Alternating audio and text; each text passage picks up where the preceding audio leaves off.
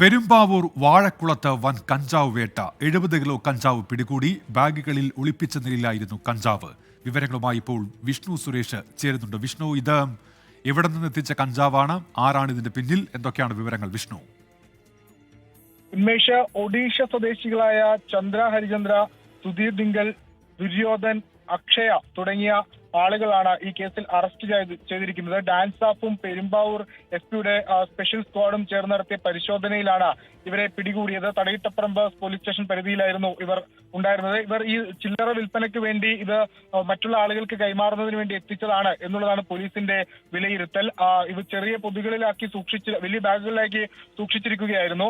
അവിടെ നിന്നാണ് പ്രത്യേക വിവരം ലഭിക്കുകയും എക്സൈസും ഡാൻസ് സ്റ്റാഫും എല്ലാം അങ്ങോട്ടേക്ക് എത്തി ഈ പ്രതികളെ പിടികൂടുകയും ചെയ്തത്. ഇതര സംസ്ഥാന തൊഴിലാളികളെ കേന്ദ്രീകരിച്ച് ഇത്തരത്തിൽ ലഹരി വിൽപ്പന നടത്തുന്ന ആളുകളാണ് ഇവർ, ഈ പിടിയിലായ ആളുകളെന്നാണ് മനസ്സിലാക്കുന്നത്. ഇവർ മുൻപും സമാനമായ കേസുകളിൽ അറസ്റ്റ് ചെയ്തിട്ടുണ്ടെന്നും പോലീസ് വ്യക്തമാക്കുന്നുണ്ട്. ഇന്ന് രാവിലെ ആലുവയിൽ നിന്നും സമാനമായി 2 യുവതികളെ, ഇതര സംസ്ഥാന യുവതികളെ 3 കിലോ കഞ്ചാവുമായി പിടികൂടിയുണ്ടായി. അതുകൊണ്ട് തന്നെ റൂറൽ മേഖലയിൽ, പ്രത്യേകിച്ച് റൂറൽ മേഖലയിൽ ഈ ലഹരി മാഫിയെ പിടികൂടുന്നതിന് വേണ്ടി അല്ലെങ്കിൽ അവർക്ക് തടയിടുന്നതിന് വേണ്ടി പ്രത്യേക പരിശോധനകൾ ആരംഭിക്കുമെന്ന് എക്സൈസും റൂറൽ പോലീസും വ്യക്തമാക്കിയിട്ടുണ്ട്. ഉന്മേഷ്.